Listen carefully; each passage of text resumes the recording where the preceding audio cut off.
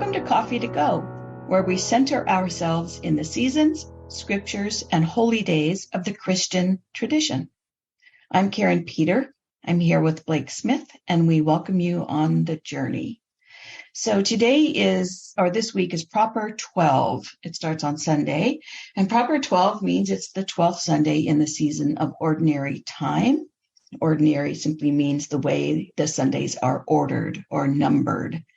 So here in Proper 12, we are with Jesus, and Jesus is wrapping up some thoughts kind of at the close of some lectures he's been offering, kind of those last minute pieces he wants to throw in before he concludes his remarks, as many of us have done. So now he's looking around at his closest followers, and he gives them kind of this rapid fire pop quiz kind of feel. And when I first read through it, I thought, ouch, this feels a lot like the pop quizzes Tony and Charmaine used to surprise us with when I was in seminary. So if you're listening, a shout out to Tony and Charmaine for that, because apparently it's in the tradition of Jesus to do this very same thing. So I'm sure we can all kind of feel some empathy for the disciples who are most likely thinking, whoa, I did not think there would be a test. So let's see what Jesus tosses at the disciples at the close of this teaching session. Well, real quickly, I would just add, Tony and Charmaine, if you're listening, you know that I love you dearly. I am so glad I did not have to endure a Tony and Charmaine pop quiz. I'm not sure I would have survived. So hold on to your hat. Our verse today, verses come from the Gospel according to Matthew, the 13th chapter, the 31st verse, the 31st verse through the 33rd verse, and the 44th through the 52nd verse. And it is a laundry list of the things that the kingdom of heaven is like. If you can't find something in this list that you associate with, it ought to at least give you some good fodder for thought. So he put before them another parable. The kingdom of heaven is like a mustard seed that someone took and sowed in his field. It is the smallest of all the seeds, but when it is grown, it is the greatest of shrubs and becomes a tree, so that the birds of the air come and make nests in its branches. He told them another parable. The kingdom of heaven is like yeast that a woman took and mixed in with 3 measures of flour until all of it was leavened. The kingdom of heaven is like treasure hidden in a field, which a man found and reburied. Then in his joy he goes and sells all that he has and buys that field. Again, the kingdom of heaven is like a merchant in search of fine pearls.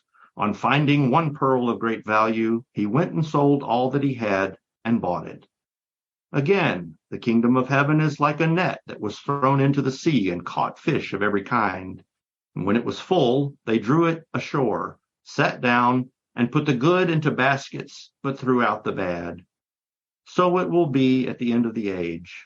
The angels will come out and separate the evil from the righteous and throw them into the furnace of fire, where there will be weeping and gnashing of teeth. Have you understood all of this? They answered, yes. And he said to them, therefore, every scribe who has become a disciple in the kingdom of heaven is like the master of a household who brings out his treasure, what is new and what is old. You know, I can see Jesus getting to the end of this, like you're saying, and given a pop quiz. I mean, he's just gone over this. Okay, here's God's realm. Info. You got it? And of course, we would probably be just like the disciples and say, oh, of course we got it. I mean, nobody wants to admit, Of course I would say right? that. Of course I'm not going to say, no, I didn't understand that. No, yeah, I totally empathize with them in this. And it's perfectly fine to say that, and you might get away with it if you don't have Jesus or Tony and Charmaine giving you a pop quiz immediately after. I think what's really interesting about this, Blake, is that and our listeners will hear this as we go along, there were so many times the disciples didn't get it. I mean, it goes on, and it makes me feel better, I think, about my own discipleship and about what it really means to be part of the kingdom of God and to be loved and accepted just as we are, that oftentimes we don't get it. So, yeah. Right. So it offers us grace that we might, when we don't get it, and it offers us hope that maybe someday we will, right? So, each of these analogies that Jesus uses for the kingdom of heaven could make up a separate Coffee to Go podcast, without a doubt. But rather than to go that route, I want to look instead at what these have to say about who is included in God's peaceable reign. Who are the kin in the kingdom? So I'm very interested to see who gets a mention. We have human and creation. Mm-hmm. We've got plant and animal. Mm-hmm.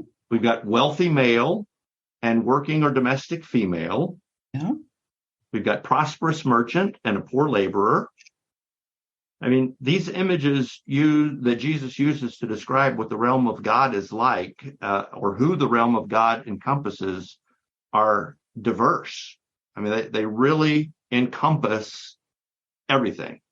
And quite honestly, I think for some, and sometimes for me, they're unexpected, because we've been told coming up that you got to be this way or this way to be acceptable to God. And when you were going through this, I think that is what kind of hit me, is that we don't normally see this kind of descriptor in the Gospels, especially when we talk about a woman participating, this woman who's baking bread. It just seems like whenever women appear in the Gospels, it's either as a harlot or a martyr, if you will. And it just is interesting to see the description of just a woman baking used as a part of an analogy. So I really appreciated you naming that.